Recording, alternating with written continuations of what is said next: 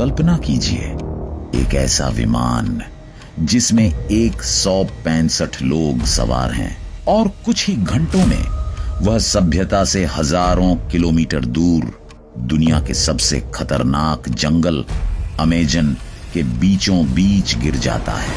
न कोई मदद, न कोई रास्ता, सिर्फ अंधेरा, खामोशी और मौत का इंतजार। लेकिन यह कहानी सिर्फ एक क्रैश की नहीं है।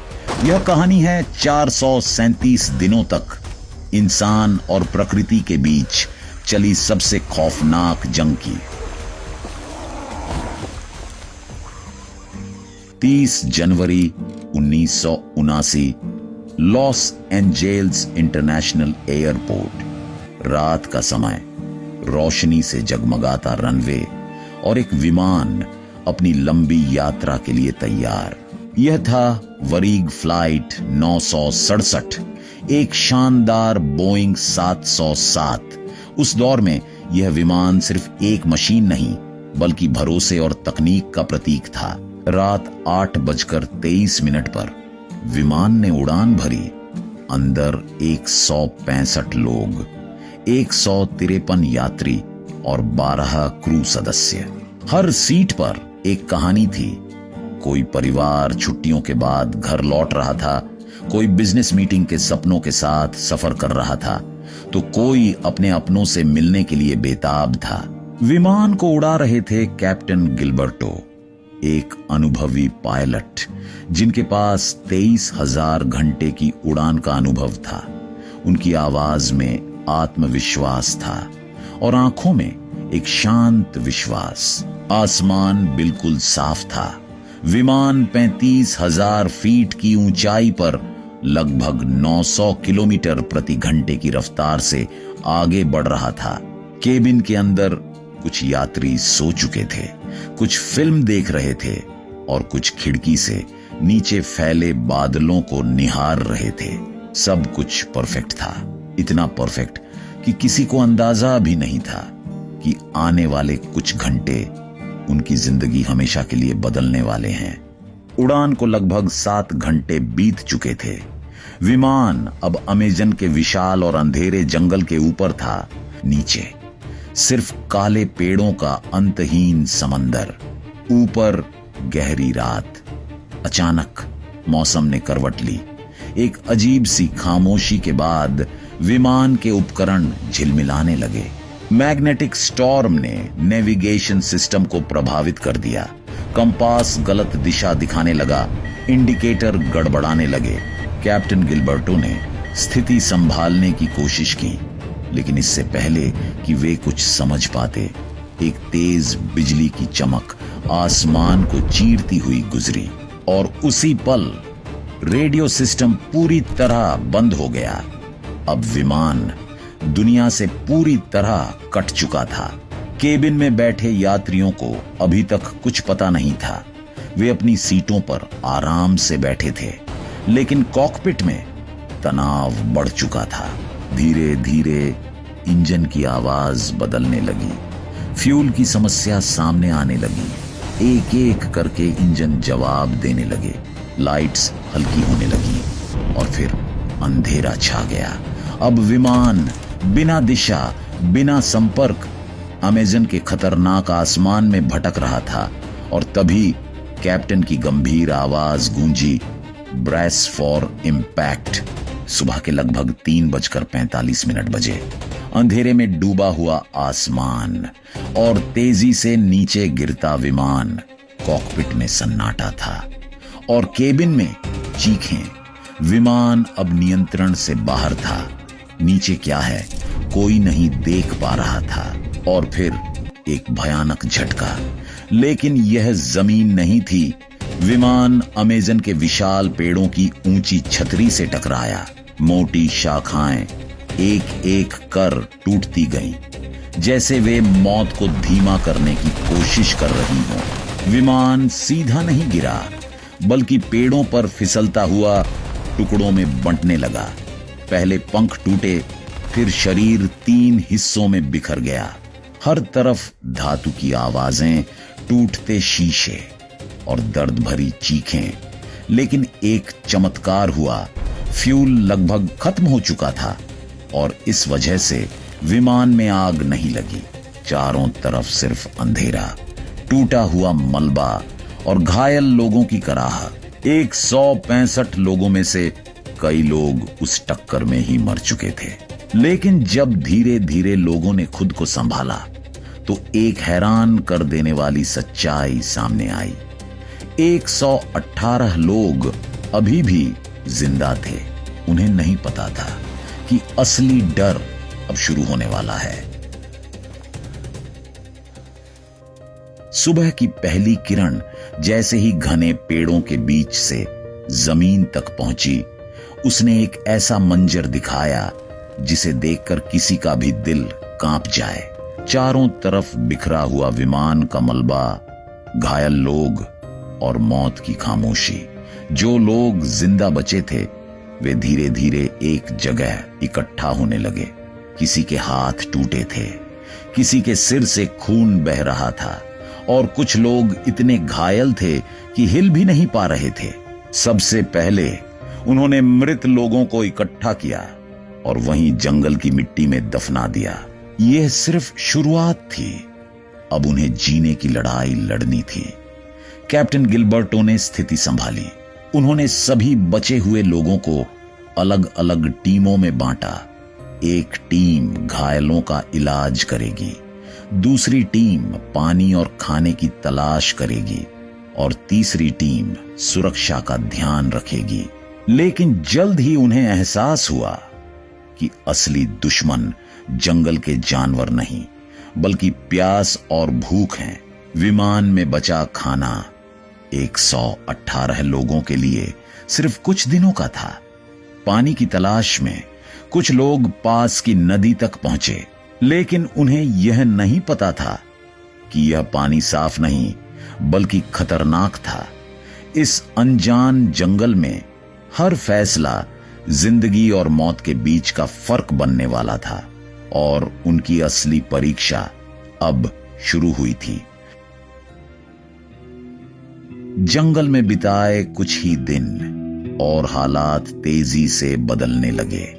विमान का बचा हुआ खाना खत्म होने लगा था। हर इंसान को अब सिर्फ एक छोटा सा हिस्सा मिल रहा था, जो भूख के सामने कुछ भी नहीं था। प्यास से बेहाल लोगों ने नदी का पानी पीना शुरू कर दिया, लेकिन यह पानी साफ नहीं था। कुछ ही घंटों में लोगों को उल्टियां, दस्त और तेज बुखार होने लगा। डिहाइड्रेशन ने शरीर को तोड़ दिया और पहली मौतें अब शुरू हो चुकी थीं। रात होते ही जंगल ने अपना असली रूप दिखाया।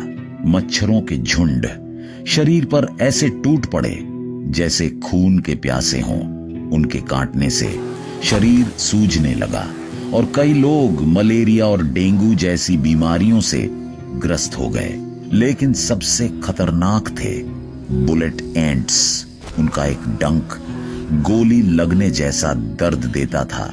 लोग रात भर सो नहीं पा रहे थे, हर पल डर और दर्द के बीच फंसे हुए।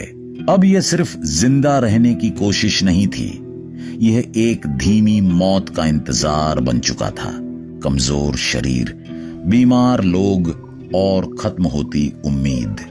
जंगल धीरे धीरे हर इंसान को तोड़ रहा था। जंगल के भीतर हर दिन एक जैसी पीड़ा लेकर आता था, लेकिन उन्हें अभी भी एक उम्मीद थी कि बाहर की दुनिया उन्हें ढूंढ रही होगी। दूसरी तरफ ब्राजीलियन एयरफोर्स ने एक बड़ा सर्च ऑपरेशन शुरू किया। हेलीकॉप्टर, विमान अमेज़न के विशाल हिस्से को खंगाल रहे थे, लेकिन एक समस्या थी। विमान अपने रास्ते से बहुत दूर भटक चुका था। खोज गलत जगह पर हो रही थी। दिन बीतते गए, लेकिन कोई सुराग नहीं मिला। और फिर सिर्फ 7 दिनों के बाद सरकार ने फैसला लिया, सर्च ऑपरेशन बंद किया जाए। दुनिया ने मान लिया कि फ्लाइट 967 के सभी यात्री मर चुके हैं, लेकिन जंगल में इन लोगों को इस फैसले की कोई खबर नहीं थी। वे अब भी हर दिन आसमान की ओर देखते थे। जब भी कोई दूर से विमान की आवाज आती, वे जोर जोर से चिल्लाते, हाथ हिलाते, मदद मांगते, लेकिन हर बार वो उम्मीद हवा में खो जाती।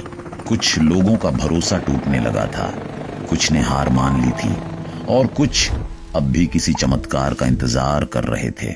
लेकिन सच्चाई यह थी, अब उनकी लड़ाई सिर्फ जंगल से नहीं, बल्कि उम्मीद के खत्म होते जाने से थी। दिन हफ्तों में बदले, हफ्ते महीनों में, और देखते ही देखते 300 दिन बीत गए। अब वे लोग पहले जैसे इंसान नहीं रहे थे। उनके कपड़े फट चुके थे, शरीर कमजोर और बीमार हो चुका था। चेहरे पर डर नहीं, बल्कि एक खालीपन था। उन्होंने जीना सीख लिया था, लेकिन एक इंसान की तरह नहीं, बल्कि जंगल के एक जीव की तरह। उन्होंने पेड़ों के ऊपर मचान बनाए ताकि जमीन के खतरनाक जानवरों से बच सकें। विमान के टूटे टुकड़ों से उन्होंने हथियार बनाए, भाले और धारदार औजार। अब वे फल नहीं, बल्कि मछलियां पकड़ते, छोटे जानवरों का शिकार करते थे। लेकिन तभी अमेजन ने अपना सबसे खतरनाक रूप दिखाया। भारी बारिश, और फिर अचानक आई बाढ़। पानी धीरे धीरे बढ़ने लगा, जमीन गायब होने लगी, और कुछ ही दिनों में पूरा इलाका पानी में डूब गया। पेड़ों की शाखाओं पर लटके हुए लोग, नीचे तैरते मगरमच्छ, और हर पल मौत का खतरा। उनकी आग बुझ चुकी थी, खाना लगभग खत्म हो चुका था। अब ये सिर्फ जीने की कोशिश नहीं थी, ये हर पल मौत से बचने की जंग बन चुकी थी।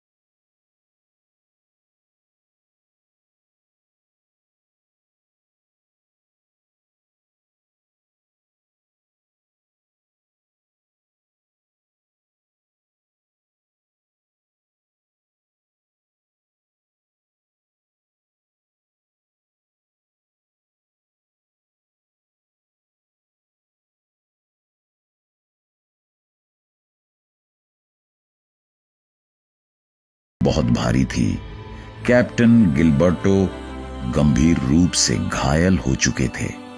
कुछ ही घंटों में उन्होंने आखिरी सांस ली। उनकी मौत सिर्फ एक इंसान की नहीं थी, बल्कि उस उम्मीद की थी जो उन्हें अब तक जिंदा रखे हुए थी। लेकिन जिंदा रहने के लिए लोगों ने उसी मगरमच्छ को खाया। जंगल ने उन्हें अब पूरी तरह बदल दिया था। 400 दिन के बाद उम्मीद लगभग खत्म हो चुकी थी, लेकिन एक लड़की ऐना ने हिम्मत दिखाई।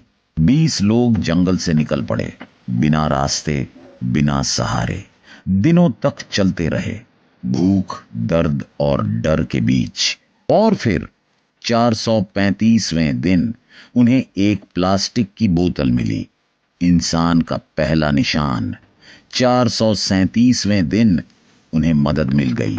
165 में से सिर्फ 26 लोग जिंदा लौटे। ये कहानी सिखाती है, जब सब खत्म हो जाए, तब भी इंसान की जिद उसे जिंदा रखती है। अगर ये कहानी आपको छू गई हो, तो वीडियो को लाइक करें, अपने दोस्तों के साथ शेयर करें, और ऐसे ही सच्ची और अनसुनी कहानियों के लिए चैनल को सब्सक्राइब करना ना भूलें। मिलते हैं अगले वीडियो में। धन्यवाद।